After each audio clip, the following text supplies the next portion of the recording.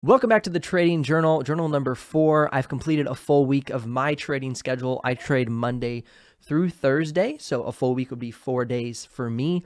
And I'm usually now trading from about 8 a.m., which is Central Standard Time, which would be 9 a.m. Eastern Standard Time, to about 9:30. So I'm trading for about an hour and a half a day, and I found that is where I'm most accurate and have been getting the best results. So as always, this is only for educational and entertainment purposes. This is not financial advice. I recommend that you get a licensed, certified financial advisor, financial planner, if you want investment advice on the market. I'd advise you to do your own research, make your own decisions, and ultimately don't follow my trades. This is just the musings and learnings of my journey as a beginner day trader, learning more about the market. And for me, this is more of a documentary purposes. So please, this is educational and entertainment purposes only. So with that legal disclaimer out of the way, let's get into the daily trading journal. Now, first and foremost, I did follow my rules quite well today. It was probably my best day as far as rule following, but I will talk about how I didn't fully follow them. I think that's going to be my constant conversation here on these journals, is how I could have followed them just a little bit better. So my number one goal for the day was, if I find myself saying momentum is taking too long, right? Because momentum doesn't take too long. Momentum either moves or it declines. It does not consolidate. And I found that I lose money when consolidation happens because I'm either hoping it's going to go up, but as we all know, markets have a tendency to do the opposite of what we expect, and it usually ends up cutting back on me, okay? So that was my number one goal for the day. Now, I was looking at two trades specifically as the market opened. I was looking at AGFS and I was looking at EPIX, hoping to see continuation from the day before. Now, I've been doing something after market opens. I've been continuing to run a volume scanner to see if I can see anything pop up with momentum after the gappers. So really the main strategy I'm trading is gap and goes, but I'm also trading momentum within the first hour of the market open. And so I was initially watching AGFS and I was watching EPIX, as well as there's another one, but it's escaping me off the top of my head. So I was watching AGFS. It moved up really nicely from about 253 all the way up to 280 and then hit this consolidation period. I traded it as it broke through its pre-market high of 273. So I got in at 269.99, so just about 270, rode it up to 275 and quickly sold at 275 to catch that initial breakthrough pre-market high. Okay, so good trade. I was happy. Made a quick 2%, nothing huge, but again, my goal is to be green on the day, and so every percentage matters to me. Kind of a scalp strategy there, but it definitely worked. I didn't even show you my screen. Sorry. Okay, so here we go. So it went from 250 up to the 280. I jumped in right about here at the 270 mark, rode it up 275, sold. Okay, so I was happy with that. Then it cut back, and I was like, oh man, like I could get in again as it tries for another attack. So I went ahead and I got back in because I thought it was going to keep moving up so then from there, I broke kind of a rule of mine, and that's to not immediately get back in once I've gotten out. I'm trying to either stay in and then let it take off more, or just get out, take the profit, sit back for 5-10 minutes. But I got anxious, I got excited, and so I went back in right about here at the 277 mark, and then it cut back. And I was tempted to hold. I was like, I'm just going to keep holding. And then I thought, okay, it might break down. So I went ahead and I sold at the right about here, about 264. Unfortunately, I sold kind of right around the bottom, but again, I wasn't sure if we were going to have a stark breakdown like this. And so I was super happy to have sold there, because then from there, it cracked down to 254, kind of made a quick rise up, cracked down again to 251, and now it's kind of slowly grinding back up. So I ended up flat on that trade. I gained 2%, I lost 2%. I really wish I would have just stayed out of it, watched it for a while and see what it did. But it's been because it's been a super choppy market. I'm trying to just trade, take small profit, and then move on, because stocks can be very unpredictable right now. Okay, now after about 10-15 minutes, I had the stock VIEW pop up on my scan. This was looking really good. Okay, so it had a bit of a bump up pre-market, and then it opened up and immediately broke through its pre-market high. Now, unfortunately, I wasn't watching this. This didn't come up on my scanner. I really don't know why. I think it was probably based on the volume. My pre-market scanner has, like, it wants to see a volume of about 5 million. And I think about this point, it probably only had in the hundreds of thousands to maybe a million. But I might have to adjust my gap and go scanner, because I could have captured this move really well from about 134 all the way up. But neither here nor there. I found it when it was right at about the 150. So it was floating below 150 here. Oh man, I did it again. Sorry, guys.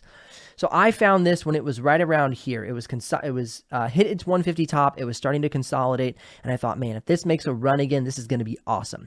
So I watched it through this whole area, and I said, I'm going to buy with the breakthrough of the 158. When it breaks through that 158 high of the day, that's when I'm going in. Okay, so that was my goal. So let's go ahead and look at what I traded, the actual numbers of my trade. So I went in at 161. So it had broken through and it was moving up. And then I immediately sold at 163. It kind of started to show a little bit of weakness, as you can see. So I bought in at 161. Sold in at 163 because it pulled back here, but then it ripped up again. And I thought, oh man, here it goes. It's going up. I made a mistake here, okay? I should have waited for a pullback to buy, but I didn't. I went ahead and I bought in on the move up here. So it pulled back a tiny bit, and I was like, oh, it's moving up. I bought in at 170.99, right as it broke, kind of a new level. Right as it was kind of searching for a new high, should I say. What I should have done is watched it poke that new high and assumed a cutback. Now, if it didn't cut back, then I could have confidently gone in and kept riding that momentum. But it did cut back. It cut back all the way to 162. Okay, so I held through that consolidation.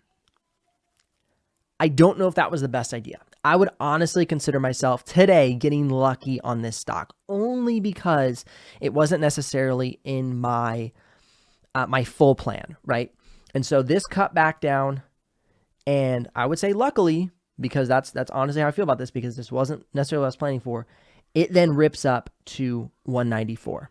Okay, this is what I saw before I went in. I said, okay, so we have all this distance here from 160 up to about 193, okay? And that is the previous resistance. And so I was playing that portion, right? I need 10%. On the day. That's my goal, is to move a 10% profit, 10% green day. And so I thought, okay, if I can catch the move from around the 160 to 170 all the way up to around that 190 point before it cuts back, because that's been its previous resistance point. And so that's what I was playing. So my thought on this stock was, okay, that is the risk right there. Not risk, but that is where it has a potential to hit the ceiling and flush out, because that's where it's hit before. And so that was my goal. I needed to make my 10% between the 160 to 70 up to the 190. So I bought in at that 170. It pulled back. It ripped. And then right here about 186, I noticed it started to get some weakness. So once it started to get some weakness, I thought, okay, I need to be preparing to go out. I went ahead and I typed it into my charts, and I saw, okay, I got a 9% on the day for this stock. I had 1% earlier, had the 2%, and then the negative 2%. There's my 10% for the day. I'm getting out. And so I went ahead and I got out because it'd been such a choppy day. And I thought, man, this is a great move. This is a really, really nice move. Almost 20 cents I was making on this move. I got out, and then no later than, let's see, so we had 2 candles. So about 3 minutes later, it just dumped. And as you can see now, it has not made a recovery. It's continued to dump out. So I am super stoked on that move today. Like I said, I held longer than I should have, honestly. But more than anything, what I should have done is, as it tested that high, I should have just sat back and watched what it did. If it continued to rip through that high, then I should have gone in. But I went in as it was tapping that high. It pulled back hard, because here's the thing. What if this would have been the crack right here? What if I would have bought in here and then it cracked in 1 minute from 188 all the way down to 148, right? That could have been me giving back all my week's profit. And so I should have waited for it to tap, saw what it did, and then gone through on the second test. That would have been the better move. Because it would have been more calculated. It would have been more disciplined. And that is the goal. The goal for me right now is to discipline myself. I'm not making any money, right? I'm trading one share per position size. So it's not about making money. It's about discipline. So that way, when I finally do trade with full size, I have such strong discipline based only on percentages, not based on a financial goal. That is really what I'm trying to hone in on. And so I want to make sure that as I'm doing this, oh, that's great tea. As I'm doing this, I am just so focused deeply on discipline, because that is what's ultimately going to make me a good trader, and will make anybody a good trader, is having really strong discipline and really good rules. So again, that's something I'm going to write down is I think I'm going to name it like watch for the tap, because that's really what happens a lot. You'll see a stock tap the high, and that's why you'll have that long thread up top. I don't know, is that I call it thread? Well, the candle with the long stick, the wick.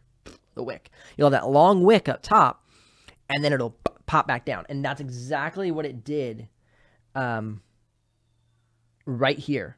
So it hit and then pulled back. And so that really got me. This one actually doesn't have the wick on it, but it pulled back, and that was not disciplined trading. So I really need to work on that. So I'm gonna definitely write that down. Going into next week, I still have like 3 main rules that I'm focusing on, and this is the new one. Watch for the tap, and then see where it goes. If momentum is taking too long, get out. And again, I will say, okay, let's look at this again. This is exactly what happened on AGFS, right? And actually, this was the example I'm talking about with the wick. So it was breaking through. It was looking like it was going to break through its high, and then it tapped it and pulled back. And that's when it broke down, right? So actually, this was the point where I tried to buy in, because I was like, oh, cool, it's moving back up. And then right here is where I bought. And then it tapped and then flushed out. And I had to get out. And so that's really what I'm focused on, is better trading. I'm sorry. I keep doing this, guys. I keep not showing my screen. So it tapped, and I bought, and then it pulled back. And then I ended up way down here. Where did I sell that at, actually? I can see 280 to 273. Yeah, I'm super happy I sold out at that 273 point, because that would have been devastating. So I bought in right there, right as it was tapping up. I was like, oh, it's going to break through, because here was the high of day, the 279. So I bought right through the high of day.